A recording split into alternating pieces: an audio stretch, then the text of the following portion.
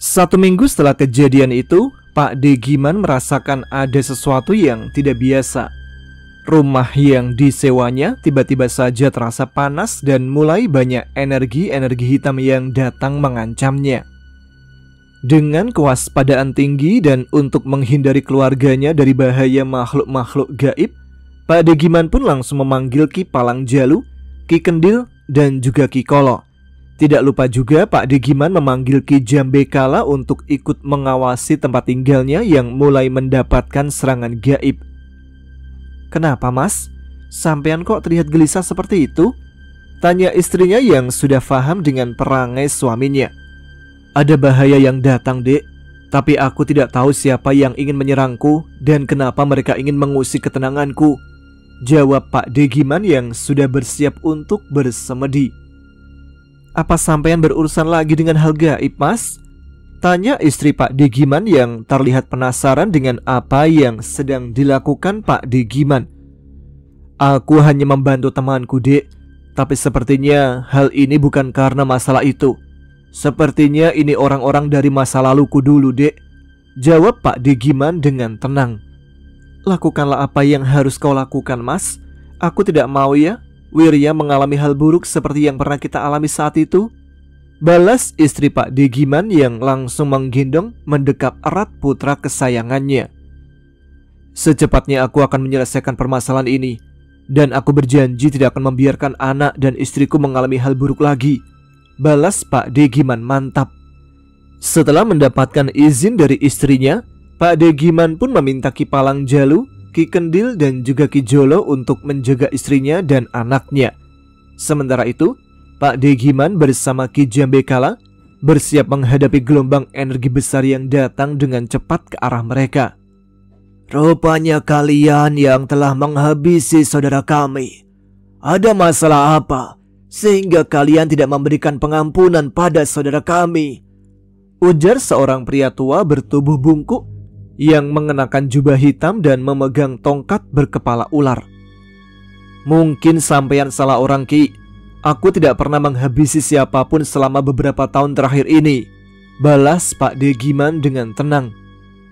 "Beberapa perewangan dari seorang dukun yang kalian habisi dapat menjadi saksi betapa angkuhnya dirimu," balas sosok kakek bungkuk tersebut.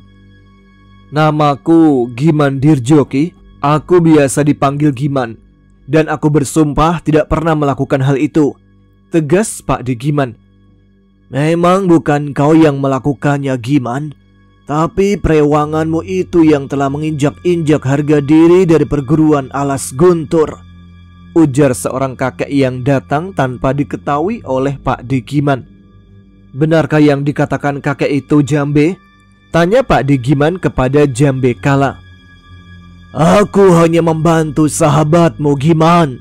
Maafkan aku jika permasalahannya akan menjadi serumit ini," balas Ki Jambekala dengan perlahan. "Gegabah, dasar makhluk goblok," bentak Pak Degiman yang merasa kesal dengan apa yang telah disampaikan oleh Jambekala.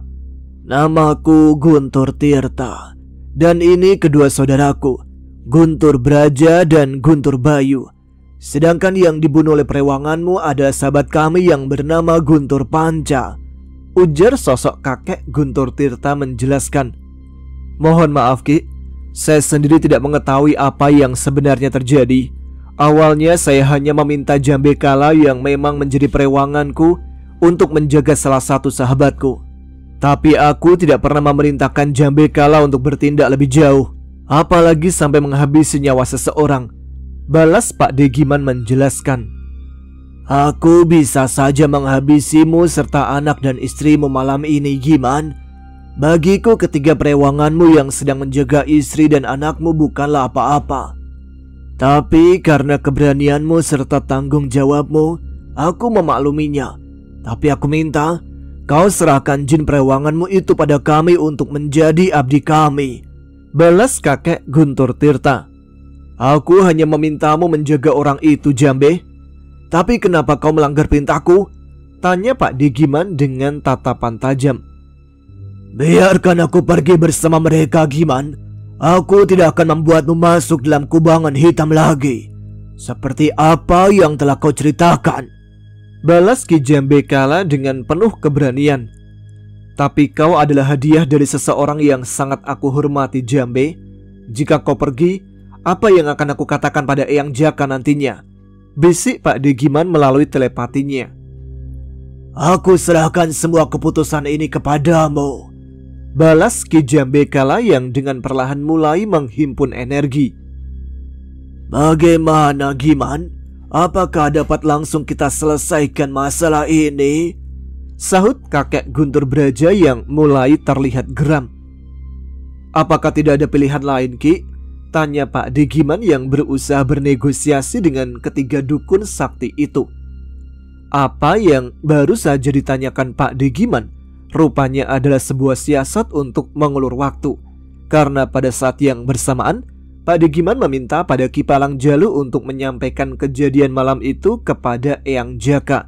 Karena biar bagaimanapun, Pak Degiman tidak dapat melepaskan begitu saja sosok Jambekala, walau memang sosok itu jelas-jelas bersalah. Tapi setelah dicerna kembali, apa yang dilakukan Jambekala dan juga Bang Dendi adalah sebuah keputusan untuk dapat mengakhiri permasalahannya.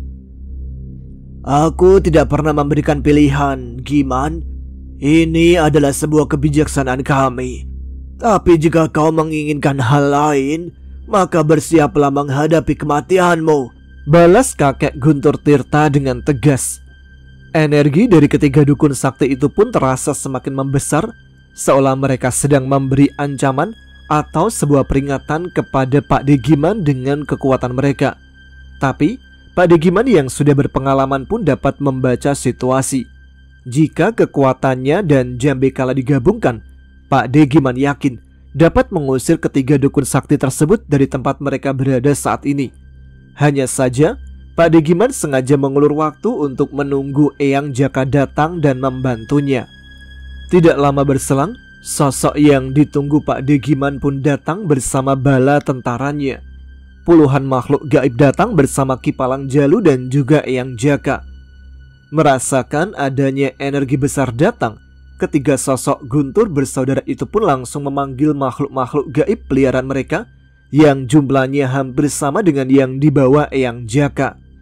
Kenapa hanya Sukmamu saja yang datang, Pak Tua? Apakah kau tidak memiliki ajian lipat bumi? Ujar kakek Guntur Tirta yang langsung mengejek Eyang Jaka yang hanya tersenyum. Kalau mau yang asli, ada di sini, kakek tua. Balas sosok Eyang Jaka yang tiba-tiba keluar dari dalam rumah Pak Degiman. Menyaksikan hal itu, bukan hanya kakek Guntur saja yang terkejut. Pak Degiman pun sempat merasa janggal dengan ilmu yang digunakan Eyang Jaka saat itu. Nanti aku akan ajarkan ilmu jagat kembar. Kalau kau mau, Giman. Imbuh sosok Eyang Jaka yang baru saja keluar dari dalam rumah Pak Degiman tanpa membuka pintu alias menembus dinding.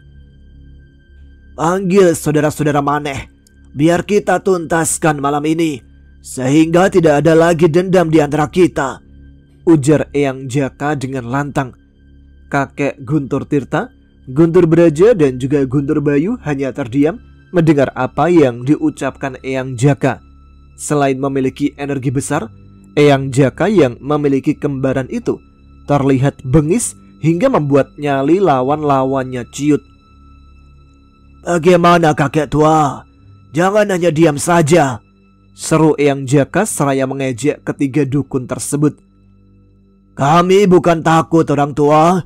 Kami hanya sedang berhitung untung dan ruginya jika kami bertempur denganmu malam ini, balas kakek Guntur Tirta. Tunggulah orang tua, suatu hari nanti kami akan membuatmu menangis, menyesali tawarnyamu hari ini, imbuh kakek Guntur Braja sambil melesatkan serangan bersama kedua kakek Guntur lainnya.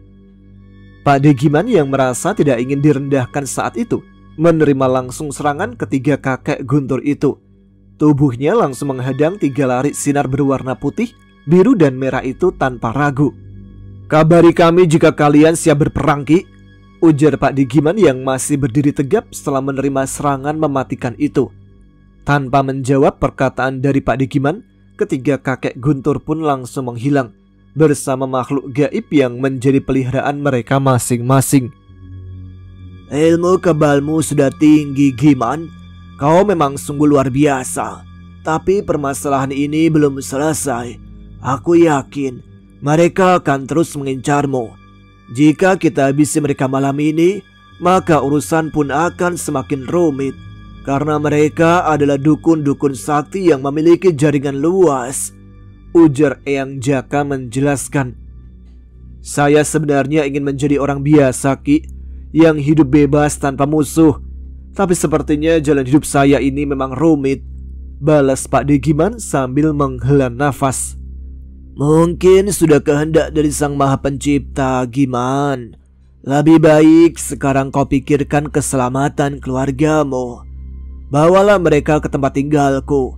Kalian akan aman ada di sana sebelum kita dapat menemukan jalan keluar dari masalah ini, ujar Eyang Jaka menjelaskan. Sejak saat itulah Pak Degiman dan keluarganya serta makhluk-makhluk gaib di sekitarnya tiba-tiba menghilang.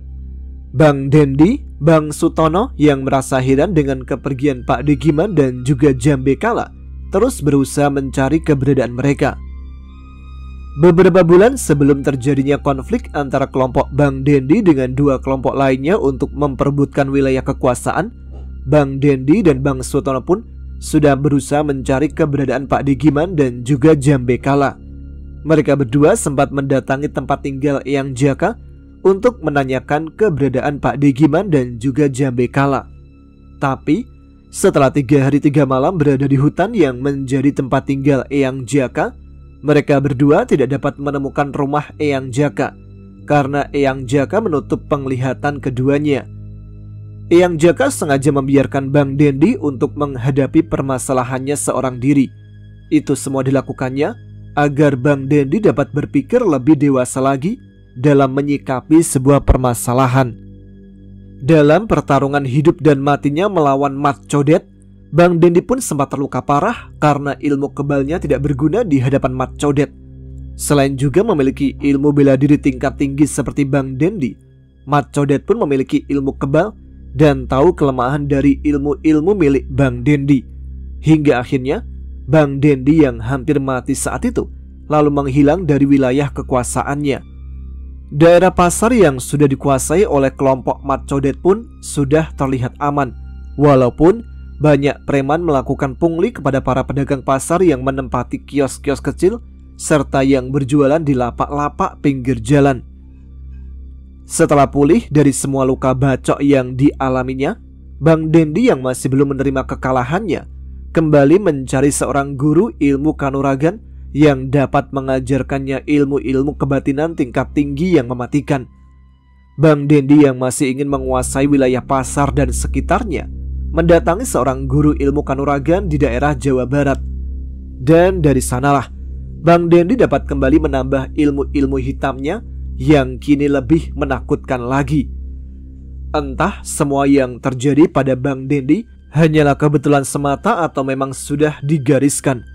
Tanpa sama-sama diketahui, Bang Dendi ternyata mempelajari ilmu-ilmu kebatinan dari seorang guru yang bernama Guntur Tirta. Bang Dendi tidak tahu jika gurunya saat itu adalah kakak seperguruan dari seorang dukun yang telah dihabisinya. Sama halnya dengan Guntur Tirta yang juga tidak menyadari jika Bang Dendi lah yang telah membunuh Guntur Panca. Hal itu terjadi karena saat melakukan aksinya, Bang Dendi tidak lagi mewujudkan dirinya, melainkan berwujud makhluk gaib karena saat itu Bang Dendi telah menyatu dengan sosok Mustika Jambekala. Seiring berjalannya waktu, Bang Dendi yang sudah mempelajari banyak ajian-ajian mematikan pun diminta sang guru untuk sama-sama menghadap guru besar mereka, yang merupakan pendiri dari perkumpulan perguruan Alas Guntur. Perguruan Alas Guntur sendiri bukanlah sebuah perguruan atau padepokan, karena pendiri perguruan Alas Guntur yang menerima anggota dari orang-orang yang berjanji untuk menjadi pengikut setia dari guru besar mereka yang bernama Ki Jagat Madya, seorang yang sakti mandraguna yang sangat disegani dalam dunia ilmu hitam. Setelah sampai di kediaman Ki Jagatmadya, Bang Dendi baru mengetahui jika perkumpulan gurunya tersebut sedang memiliki permasalahan besar. Tapi Bang Dendi tidak tahu jika permasalahan yang mereka hadapi itu ada hubungannya dengan Pak Degiman dan Eyang Jaka. Menurut Bang Dendi sendiri, sebenarnya dia tidak tertarik dengan rencana penyerangan pada musuh dari perkumpulan perguruan alas guntur tersebut, karena kepentingan Bang Dendi saat itu adalah merebut kembali daerah kekuasaannya yang telah jatuh ke tangan musuh barunya yang bernama Mat Codet.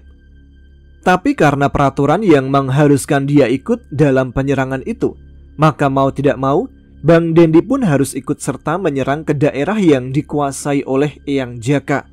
Selain itu, Bang Dendi yang sama sekali tidak mengetahui siapakah yang menjadi musuh dari Guntur pun terlihat sangat tenang dan biasa saja. Setelah beberapa saat menembus alam gaib dan kembali ke dunia nyata, barulah Bang Dendi tercengang ketika berada di sebuah tempat yang tidak asing lagi baginya. Sebuah rumah yang pernah dikunjunginya bersama Bang Sutono membuat Bang Dendi diam terpaku di antara kakek Guntur Tirta dan yang lainnya juga. Tanpa menunggu waktu lama, pertempuran gaib pun terjadi antara pihak Eyang Jaka dengan kelompok Guntur yang dipimpin oleh Ki Jagatmadya. Pertempuran antar jin-jin perewangan masing-masing pun terjadi hingga akhirnya Pak Degiman, Eyang Jaka dan beberapa murid Eyang Jaka yang memang sudah menunggu datangnya serangan itu muncul dan langsung mencari lawannya masing-masing. Sebagai orang terkuat, Eyang Jaka langsung berhadapan dengan Ki Jagatmadya, sedangkan Pak Degiman telah berhadapan dengan Guntur Tirta yang dibantu Guntur Bayu. Pertempuran dahsyat dengan energi besar yang dengan cepat menumbangkan makhluk-makhluk gaib yang menjadi perewangan dari masing-masing kubu pun terus terjadi. Pak Degiman dan Eyang Jaka yang telah menduga akan datangnya serangan itu sudah menyiapkan siasat pertempuran dengan berbagai macam kemungkinan. Pak Degiman pun sudah diminta oleh Eyang Jaka untuk menyembunyikan keluarganya bersama istri Eyang Jaka yang bernama Nyai Menur. Dengan keamanan tinggi, Pak Degiman yakin keluarganya akan terlindungi dari energi-energi hitam yang menyebar ke segala penjuru. Bang Dendi yang merasa bingung menghadapi situasi rumit ini memilih bertempur dengan sosok-sosok makhluk gaib yang langsung menyerangnya. Dengan kemampuan yang dimilikinya, Bang Dendi melesat menjauh dari medan pertempuran. Tapi kehadiran Bang Dendi pun dapat diketahui oleh sosok Ki Jambekala yang telah mampu menumbangkan lawan-lawannya. "Rupanya kau datang sebagai musuh kami manusia serakah," ujar Ki Jambekala yang terlihat murka dengan kehadiran Bang Dendi.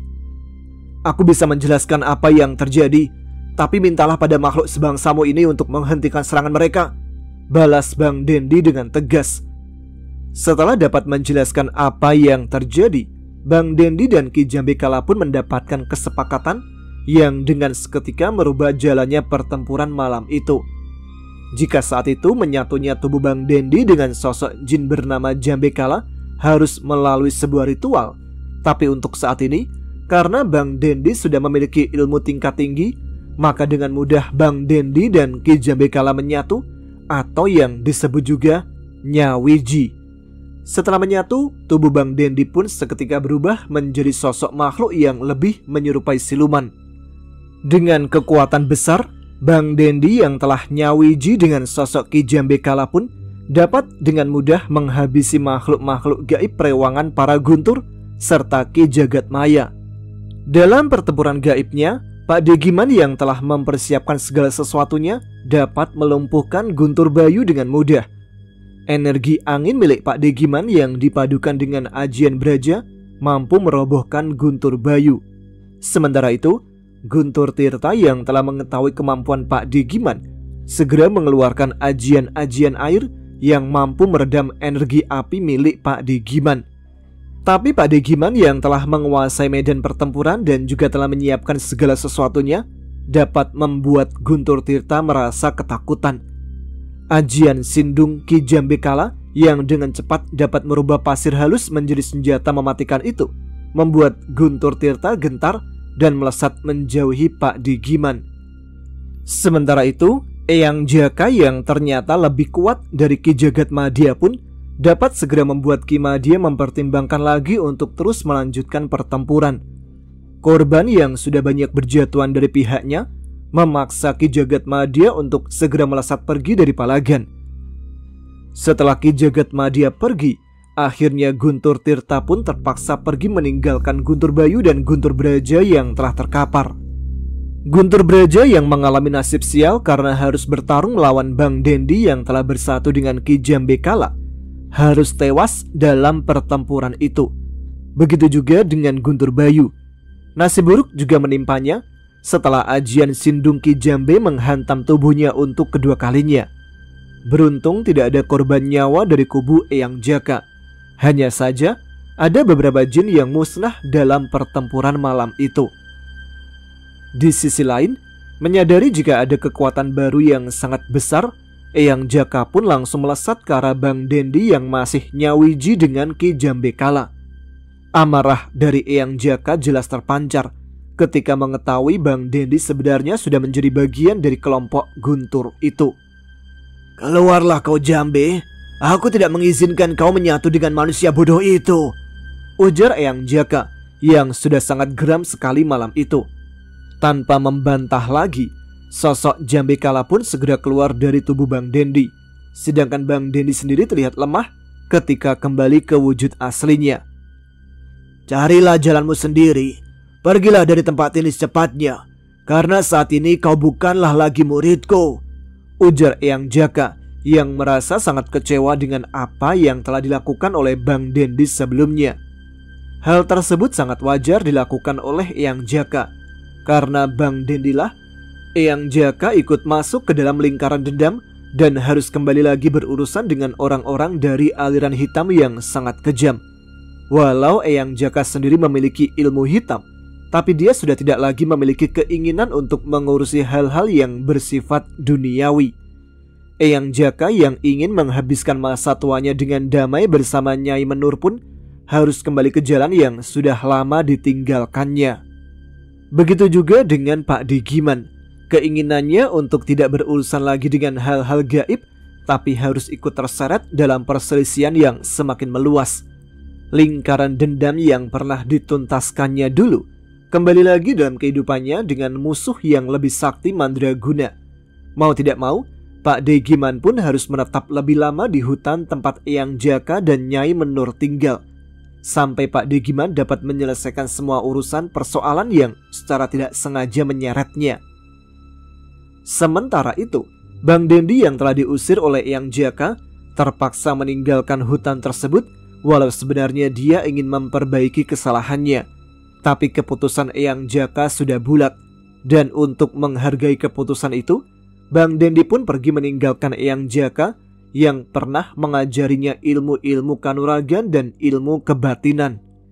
Sesampainya di kota, Bang Dendi pun kembali menghimpun kekuatan bersama Bang Sutono dan orang-orang yang dulu pernah menjadi bagian dari kelompoknya. Dengan kekuatan yang dimilikinya, Bang Dendi pun siap untuk merebut kembali daerah kekuasaannya yang kini telah dikuasai oleh kelompok Mat Codet. Perselisihan di daerah pasar pun kembali terjadi. Korban dari kubu kelompok Mat Codet pun mulai berjatuhan. Tapi kelompok Mat Codet belum mengetahui jika Bang Dendi telah kembali dan menebar ancaman. Kala itu, Bang Dendi memilih melakukan aksinya dengan senyap. Hal itu sengaja dilakukan untuk membuat kelompok lawan merasa ketakutan. Hampir 1 bulan lebih Bang Dendi dan kelompoknya mengincar satu persatu anggota dari kelompok Mat Codet, hingga akhirnya hari pembalasan pun tiba. Bang Dendi yang sudah menentukan hari untuk melampiaskan dendamnya berhasil menumbangkan pimpinan kelompok lawan dan berhasil menghabisi Mat Codet sebagai ketua kelompok tersebut.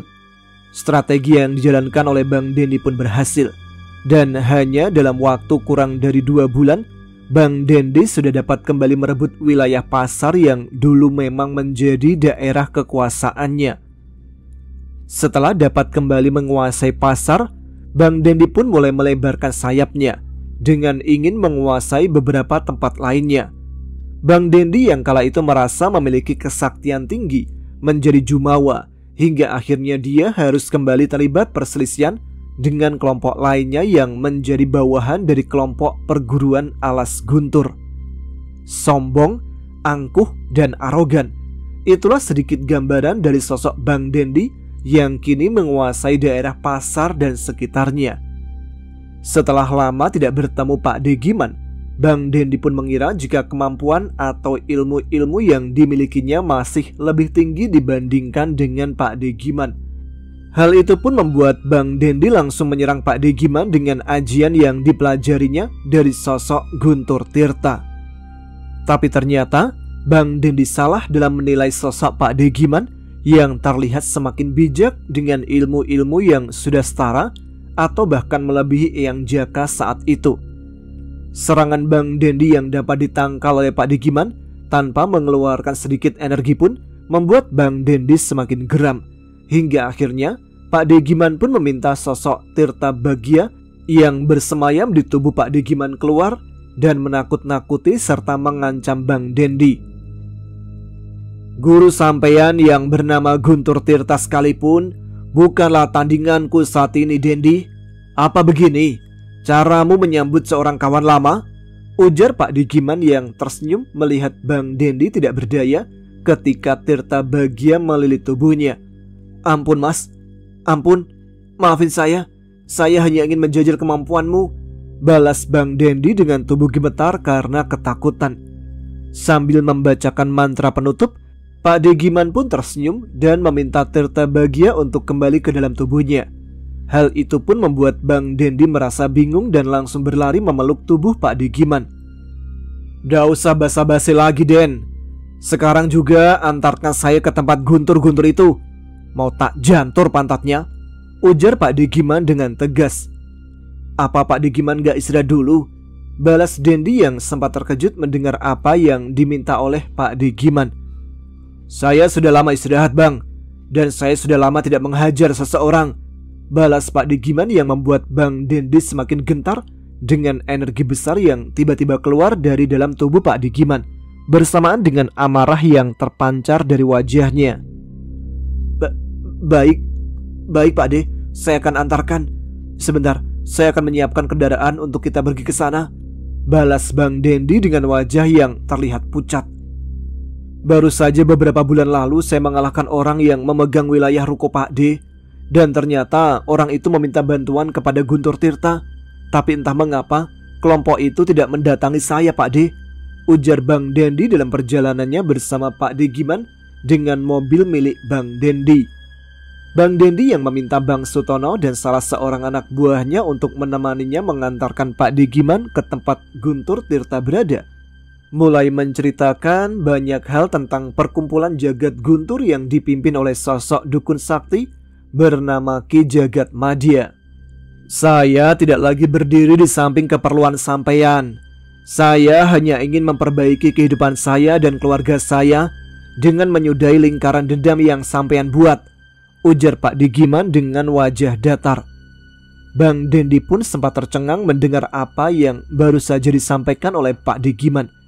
Dirinya tahu jika terlibat langsung dengan sosok Guntur Tirta yang tidak lain adalah gurunya itu akan membuatnya berada di situasi yang sangat sulit nantinya. Iya Pak De, saya minta maaf karena telah membuat keadaan menjadi serumit ini," balas Bang Dendi penuh sesal. "Sampeyan hanya perlu menunjukkan daerah kakek tua itu berada. Setelah itu sampeyan pergi sejauh mungkin dari tempat itu agar tidak lagi terlibat dalam situasi yang sulit," balas Pak Degiman singkat. Setelah beberapa jam menempuh perjalanan, akhirnya Bang Dendi dan Pak Degiman pun sampai di tempat Guntur Tirta berada. Setelah menunjukkan lokasi yang dimaksud, Pak Degiman pun langsung meminta Bang Dendi untuk pergi. Karena merasa khawatir dengan perjalanan Bang Dendi, akhirnya Pak Degiman pun meminta Gatra Pawira mengawal perjalanannya. Sementara itu, Pak Degiman pun mulai melesat pergi ke tempat Guntur Tirta berada. Seperti sudah mengetahui akan kedatangan Pak Degiman, Guntur Tirta pun langsung menyambut kehadiran Pak Degiman dengan sebuah energi besar yang langsung melesat memburu Pak Degiman. Ajian tapak banyu yang berbentuk cahaya kebiruan itu terus menyerang Pak Degiman yang berusaha ingin menghindari serangan berkekuatan tinggi dari Guntur Tirta itu. Ajian Sindung Geni yang berusaha dilepaskan Pak Degiman di saat terdesak pun akhirnya mampu menghalau ajian tapak banyu dan menciptakan ledakan besar di depan rumah yang menjadi tempat tinggal Guntur Tirta itu. Akhirnya kau datang juga, Giman. Kami memang sudah menunggu kedatanganmu, ujar Guntur Tirta bersama beberapa orang yang sudah mengelilingi Pak Degiman yang berdiri tepat di hadapan Guntur Tirta. Aku datang untuk menyudahi pertikaian kita, Ki. Tidak ada tujuan lain selain ingin mengajakmu berdamai, balas Pak Degiman sambil membaca kekuatan lawan-lawannya saat itu. Kedamaian tidak akan pernah ada di lingkaran hitam tempat kita berada saat ini, Giman. Yang ada hanyalah menjadi pemenang dan menjadi pecundang, balas Guntur Tirta dengan energi besar yang sudah menyelimuti tubuhnya. Badai serangan mematikan pun tiba-tiba saja membuat Pak Degiman terperangkap di dalam kekuatan ilmu hitam yang sangat kuat. Tapi dengan bedong mayit yang masih menempel di tubuhnya, Pak Degiman tidak mengalami sedikit pun luka ketika gelombang energi besar dari orang-orang yang menjadi bawahan Guntur Tirta menyerangnya secara bersamaan. Di saat itulah ajian Trisaka Ajiraga mulai ditunjukkan oleh Pak Degiman bersama tongkat kayu jelmaan dari Tirta Bagia. Pak Degiman dengan mudah dapat menghalau serangan dari musuh-musuhnya. Tidak ingin menunggu terlalu lama, Pak Degiman pun mengeluarkan pasir pantai Laut Selatan yang langsung diisi oleh ajian Parangbayu untuk menghabisi musuh-musuhnya. Aku hanya ingin menawarkan perdamaian, Ki. Jangan memaksa untuk bertindak lebih jauh lagi, ujar Pak Degiman yang sudah berhasil menghabisi orang-orang yang membantu Guntur Tirta. Tugasku hanya untuk membuatmu menghabiskan tenagamu, bukan untuk menyepakati sebuah perjanjian, dan juga bukan untuk mengalahkanmu, balas Guntur Tirta yang membuat Pak Degiman merasa curiga. Sekarang mari kita beradu ilmu, Giman, imbuh Guntur Tirta yang langsung melesatkan ajian tapak banyu dengan kekuatan tinggi. Pak Degiman yang mulai merasakan firasat buruk pun langsung menyambut ajian tapak banyu dengan jurus kelima dari Trisaka. Tongkat Tirta Bagia pun langsung memukul hancur ajian berkekuatan tinggi itu dengan mudahnya hingga membuat Guntur Tirta terperanjat. Belum sempat hilang rasa herannya, Pak Degiman pun langsung menghukum Guntur Tirta dengan ajian Parangbayu yang diisi ke tongkat Tirta Bagia hingga tongkat pusaka milik Pak Degiman itu melesat dengan cepat dan langsung menembus tubuh Guntur Tirta.